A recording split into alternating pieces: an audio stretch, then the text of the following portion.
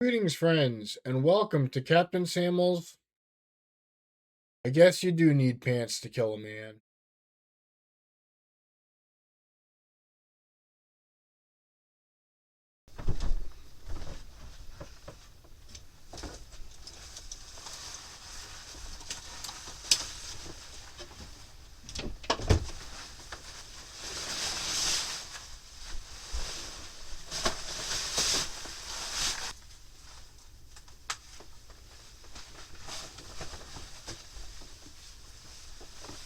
Timesnake and Superclown is by British author Vincent King. Now, he is an interesting author that not a lot of people have heard of, and he's one of my favorites. He wrote these psychedelic science fiction books from the mid-1960s to the mid-1970s, and Timesnake and Superclown is the last book that he ever wrote before disappearing. He wrote 4 novels and 6 short stories, all in New Writings in SF, edited by John Cornell. And then after he did that, he just disappeared and taught art for the rest of his life at the Cornwall School of Art in England. He's really hard to find information on. There's not even any pictures of him. All that's on the internet database is just what's in these books. And I was able to find one piece of his art that was for sale at an auction, and I'll put that on screen because he marries his physical art with his literary art. And so the same style of art that he's got with this picture called Imperial Topiary from 1965, that kind of abstract, weird, I'm not quite sure what I'm looking at, but I'm still getting an impression here, style of artwork is also what he's doing in his books. Especially with this one. Timesnake and Superclown was the most out there and surreal book of all. It opens up with an unnamed character who wakes in bed with this prostitute surrounded by cigarette butts and alcohol bottles, and he has no idea how he got there. So he goes out in the hallway, discovers that he's in a hotel room, and then he goes into the bathroom of the hotel room, unzips his skin like a snake. The skin falls away with all of these bright triangles of light, and this affects time in some strange way, blows the door off the restroom of the hotel, and then the hotel manager comes down and yells at this guy.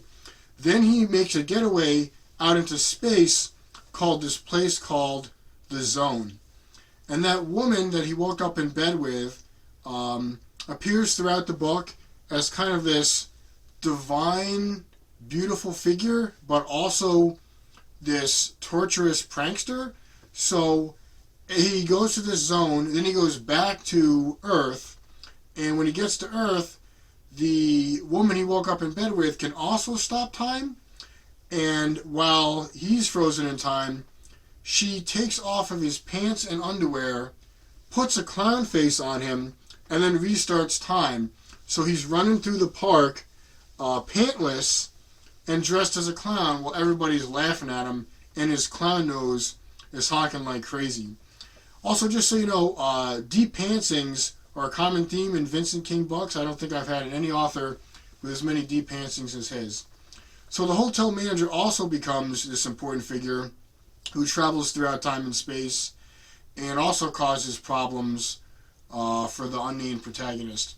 And what they all want is there's this thing called the alien something. That's actually what it's called, the alien something. And it's the unnamed protagonist's job as a watcher to stop this alien something. And he's not quite sure what it is. When he looks in the mirror, he sees this strange red man with glowing red hair, almost like tendrils around his face. So that's a bit of a hint.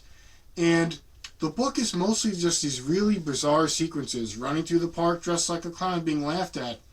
Walking along the beach beneath a gigantic citadel and finding a dead body in chains washed up. It's all this kind of surreal imagery like that painting I showed you. And at the end, it is revealed what all this is about. Vincent King does kind of tie it all together, but I felt like the way it came together at the end, it just didn't gel for me quite as much as some of his other books. So even though this was Vincent King's last book, I thought it was only okay. I really enjoyed his other stuff a lot more. And I wonder what happened to him, because all of his books are about humanity leaving Earth in these capsules or pods in the exploration corps, coming back to Earth and finding everything completely upended and bizarre, and fighting the other kind of space astronauts that have returned as well and have these supernatural powers. And so this book also fits into that shared universe. And he never really wrote anything outside of that universe, so I don't know why he just disappeared. I really like him. Maybe he was a bit of a time and space explorer himself, wrote these great books and then disappeared. Anyway, I'm going to give Timesnake and Superclown 4 out of 5 stars. Didn't quite come together, a little too surreal for me, but I do recommend Vincent King. He's one of my favorite authors. All of this stuff is good, but I particularly liked Candyman. It's up on my shelf here on display. I love Candyman. If you want to check out some Vincent King, try that one. It's got all the psychedelic weirdness, but the plot is a little more coherent and it gels a little bit better. Okay, make sure you always wear pants if you're out in public. Thanks for watching. Hope you're doing well.